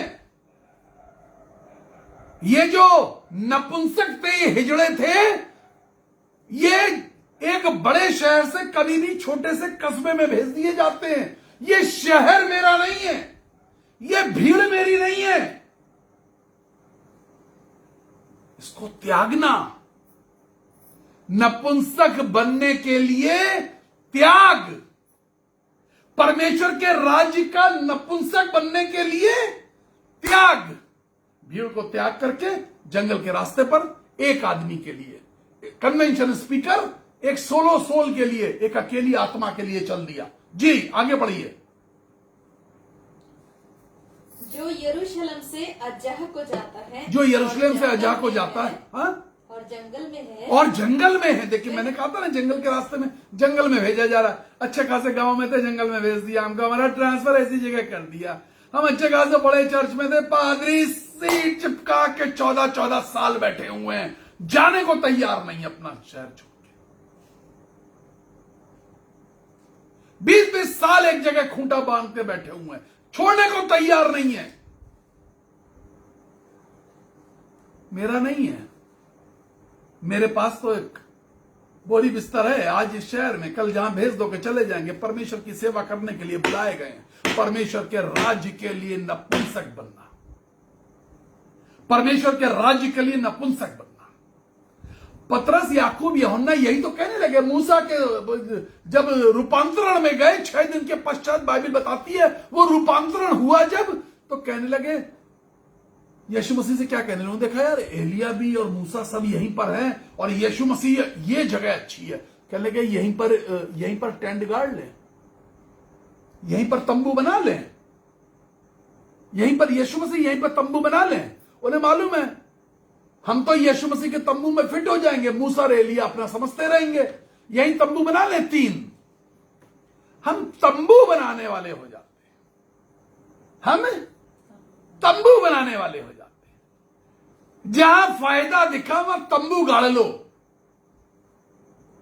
जिस घर से ज्यादा दान मिले और प्रार्थना करने जाओ तो अच्छा आहार मिले, बस वही घर पकड़ लो। मूसा और एलिया को देख करके उन्होंने कहा इससे बढ़िया जगह कोई नहीं है। परमेश्वर के राज्य के लिए नपुंसक बनना। आप जो आज सीख रहे हैं परमेश्वर के राज्य के लिए नपुंसक बनना। तंबू नहीं गाड़ने हैं, तंबू नहीं गाड़ने हैं। तो वो जंगल को रास्ता जाता था, जंगल में भेज दिया कि अच्छी खासी जगह पड़ता, बड़ी कन्वेंशन करते, जंगल में भेजा गया। आगे बढ़िए। हाँ, वह उठकर चल दिया, और देखो कूश देश का एक मनुष्य आ रहा था। कूश देश का एक मनुष्य आ रहा था जो खोजा था, जो हिजड़ा था। रथ पर सवार होके हिजड़ा आ रहा है, लिखा है इसमें बाइबल में, रथ पर सवार होके हिजड़ा आ रहा है। उस हिजड़े की पावर देखिए, उस हिजड़े की पावर यह है कि वो क्या क्या है, कूशियों की रानी कंदाकी का मंत्री और खजांची, कूशियों की रानी का मंत्री है, और भजन करने और यरूशलेम आया। ना सिर्फ मंत्री नहीं है, खजांची भी है। क्या है? मंत्री और खजांची, मंत्री और खजांची भी है। Minister with portfolio of finance. मंत्री है, खजांची है। कौन है? कौन है? हिजड़ा है, रथ पे सवार होके आ रहा है। और बाइबल क्या बता रही है? बाइबल ये बता रही है, बाइबल क्या बता रही है? बाइबल ये बता रही है कि वो यरूशलेम से परमेश्वर की आराधना करके आ रहा था, और हाथ में जो किताब थी उसमें से वो यशाया नबी की पुस्तक पढ़ रहा था। हिजड़ा है, खजांची है, रानी का मंत्री है, यरूशलेम से आ रहा है। ये सारे पद उसके पास क्यों हैं? क्योंकि उसका कनेक्शन यरूशलेम से जुड़ा है, पवित्र नगर स्वर्ग से जुड़ा है। वो जो आसमानी बादशाह, उसका कनेक्शन आसमानी बादशाह से जुड़ा है, हेवनली प्लेसेस। हिजड़ा है, मंत्री है, खजांची है। इस बात का घमंड नहीं है कि मैं मंत्री हूं, इस बात का घमंड नहीं है कि मैं एक पूरे राज्य का खजांची हूं। घमंड नहीं है, पैसे का घमंड नहीं है, पोस्ट का पद का घमंड नहीं है। नो, यशाया नबी की पुस्तक पढ़ रहा है, यशाया भविष्यद्वक्ता की पुस्तक पढ़ रहा है। परमेश्वर के स्वर्गदूत ने इसी व्यक्ति के लिए उसको वहां भेजा था। बाइबल बताती है, अगर आप मेरे साथ पढ़ दीजिए इसकी 38वीं आयत, 36। हां, तो उसने पूछा, फिलिप्पुस ने जाके पूछा, भाई कि तू क्या पढ़ रहा है किताब में? तो उसने कहा कि यशाया नबी की पुस्तक पढ़ रहा हूं, इसमें लिखा है कुछ यीशु मसीह के बारे में, उसमें भविष्यवाणियां लिखी थी, वो पढ़ रहा था। कह रहा था ये कौन है यार, किसके बारे में लिखा जा रहा? तो फिलिप्पुस ने कहा कि तुझे ये बातें समझ में आ रही हैं जो लिखी? कह रहे कैसे समझ में आएगी जब तक कोई समझाए नहीं। देखिए हिजड़ा क्या कह रहा है? हिजड़ा कह रहा है कि हमें कोई समझाए तो हमें परमेश्वर के राज्य की बातें समझ में आई। हम समझाने की कोशिश करते हैं, लोग पता हमसे क्या कहते हैं, हमें समझा रहे हो यार, गुप्ता से क्रिश्चियन हुए हमें समझा रहे हो तुम, हमें बता रहे हो। अरे गुप्ता से क्रिश्चियन हुए इसीलिए तो समझा रहे हैं बैठ के, इसीलिए समझा रहे। पहले लोग ऐसे कहते थे, बाद में लोगों ने कहा कि यार आप गुप्ता हो, आपको कन्वेंशन में बुलाएंगे, आपके पास जबरदस्त गवाही होगी। मैंने कहा सब कुछ है अपने पास, फुल मल्टी लोडेड आइटम हूं। वो मल्टी लोडेड पिज्जा आता है ना, एक आता है चिकन सुप्रीम, उसमें कई तरह का, पिज्जे में कई तरह के वो चिकन रहता है, तो मल्टी लोडेड। उसने कहा मैं समझाऊंगा। क्या कह रहे? मैं समझाऊंगा, क्योंकि सीखने वाला तैयार तो समझाने वाला तैयार। अजनबी आदमी से समझने जा रहा है। कौन है ये? कौन है? मंत्री और खजांची है अजनबी आदमी से जो जंगल के रास्ते पे मिला। यह मंत्री और खजांची है, रथ पे आ रहा है, इसकी वेशभूषा वैसी होगी, कपड़े वैसे होंगे। इसने ये नहीं देखा, फिलिप्पुस बड़ा साधारण सा देखने में लगता है, इसके कपड़े ज्यादा अच्छे नहीं है। फिलिप्पुस गांव में था, फिलिप्पुस गांव में था। उसने आउटर स्कर्ट नहीं देखा उसका। उसने कहा यदि तू समझा सकता तो समझा दे। फिलिप्पुस था, उसने फौरन समझा दिया। उसको समझ में आ गया स्वर्गदूत ने मुझे इसी काम के लिए यहां पे भेजा है। अपनी कॉलिंग समझ में आ जानी चाहिए। खुदा के लोगों, पौलुस साहब क्या कहते हैं? अपने बुलाए जाने पर, अपने बुलाए जाने पर गौर करो, अपनी बुलाहट पर गौर करो। अपनी बुलाहट मालूम होनी चाहिए। बुलाहट जैसी पता चली, फिर एक जगह आती है जहां पे लिखा है, आगे खत्म कर दूंगा बस इसको दो बातें बता करके। 36वीं आयत में लिखा है, वो एक जगह पे आ गए जहां जल था। एक जगह आए जहां पर जल था। तो जल के पास आते ही, तब तक वो यीशु मसीह के राज्य के बारे में समझ चुका था, बपतिस्मा समझ चुका था, पश्चाताप का बपतिस्मा समझ चुका था। उसने कहा भाई जल आ गया है, मुझे बपतिस्मा लेने से कौन रोक सकता है? क्या मैं बपतिस्मा ले सकता हूं? 38वीं आयत में आप देखेंगे कि बपतिस्मा हो गया साहब। उसने कहा यदि आत्मा तैयार है और जल तैयार है, देखिए हिजड़े का बपतिस्मा हो गया। कभी किसी प्रचारक को प्रचार करते सुना आपने? हिजड़े का बपतिस्मा हो गया। और जो मजेदार और भयानक बात हुई, जो हम प्रीच करते हैं, हम बताते हैं, लोग मानने को तैयार नहीं है। लिखा हुआ है 39वीं आयत में, क्या लिखा है? पढ़ दीजिए इसको, मेहरबानी से स्क्रीन पे डाल दीजिए, घर में जरूर पढ़ लीजिएगा जी। खत्म करेंगे। जब वे जल में से निकलकर ऊपर आए, जब वो जल में से निकल के बपतिस्मा लेके ऊपर आए, तो प्रभु का आत्मा फिलिप्पुस को लेकर के खा ले गया, गायब हो गया। Transportation of spirit. और प्रभु की आत्मा ने फिलिप्पुस को जिस जगह पहुंचाया, वो जगह वहां से करीब 84 किलोमीटर दूर थी, 84 किलोमीटर दूर। प्रभु का आत्मा फिलिप्पुस को उठा करके ले गया। Transportation of spirit. परमेश्वर का आत्मा अपने दासों को, जो अपने आप को नपुंसक बना लेते हैं परमेश्वर के लिए, उनको उठा के ले जाता है। ट्रांसपोर्टेशन ऑफ स्पिरिट, एक जगह से दूसरी जगह ले जाता है। लोग विश्वास ही नहीं करते। सेमिनरी में ही पढ़ाया जाता है, और सेमिनरी में एक्सपीरियंस नहीं होता, जमीन पे होता है। परमेश्वर के वचन को ग्रहण करने से होता है, विश्वास करने से होता है, हिजड़ा बनने से होता है। परमेश्वर के वचन के लिए, परमेश्वर के राज्य के लिए, आसमानी बादशाहत के लिए हिजड़ा बनना पड़ता है। यीशु मसीह ने क्या कहा? यीशु मसीह ने 19:12 में कहा, जो इस बात को ग्रहण कर सके तो कर ले। मुश्किल थी, मुश्किल है, ग्रहण कर सको तो कर लो। Shall be pray now. आइए हम दुआ करें। Hallelujah, thank you Jesus. धन्यवाद यीशु राजा, धन्यवाद यीशु राजा, धन्यवाद धन्यवाद धन्यवाद।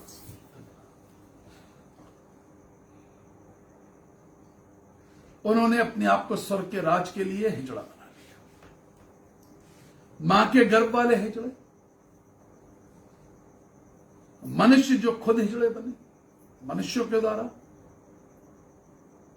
और हम कंपेयर करिए, जांचिए हम कहां पर हैं। जो इस बात को ग्रहण कर सके, यीशु मसीह ने अपने चेलों से कहा, चेलों से जो इस बात को ग्रहण कर सके वो कर ले। आपके ऊपर है, ग्रहण कर सकते हैं। एक बड़ा परिवर्तन चाहिए जीवन शैली के अंदर, एक बड़ा परिवर्तन चाहिए इस दिमाग की सोच के अंदर, एक बड़ा परिवर्तन चाहिए इस दिल के अंदर, एक बड़ा परिवर्तन चाहिए। कुछ अपना नहीं है, सब शेयर करना पड़ेगा। प्रभु जी आशीष दे जो इन अंतिम क्षणों तक इस परमेश्वर के वचन के साथ जुड़े रहे। आज रात को जरूर इस वचन पे सोचें, परिवार में चर्चा करें, सोचें, रिपीट करके इस मैसेज को सुने, समझने की कोशिश करें। कई बार सुने, बार बार सुने, लेकिन समझने की कोशिश करें। ऐसी तौफीक दे, ऐसी आशीष दे, यीशु के नाम से कहते हैं, आमीन। Praise the Lord, may God bless you. परमेश्वर आपको आशीष दे। जिनके बर्थडेज हैं, जिनके मैरिज एनिवर्सरीज है, आपको हमारी शुभकामनाएं, बहुत सारा प्यार पूरे परिवार की तरफ से। हम सब जितने यहां बैठे हैं, हमारी बुजुर्ग मम्मी हमारे साथ बैठी हुई हैं, उनकी तरफ से भी आप सबको सलाम, प्यार, बहुत सारा आशीर्वाद। God bless you. 9411958464 9997730585। प्रार्थना करने के लिए हम हर वक्त तैयार हैं। यदि कोई प्रार्थना का जल और तेल पे प्रार्थना कराना चाहता है, आशीष का जल और आशीष का तेल के लिए प्रार्थना कराना चाहता है, आप हमारे नंबरों पे कॉल करिए। डेली बहुत कॉल आ रहे हैं, लोग प्रार्थना करा रहे हैं। God bless you. जुड़े रहिए और प्रार्थना करिए परमेश्वर के सारे सेवकों के लिए जो प्रेयर होम पेज पे बोलने आते हैं। ये दिन है जब हमें अच्छी शिक्षा मिलनी चाहिए। God bless you. We love you.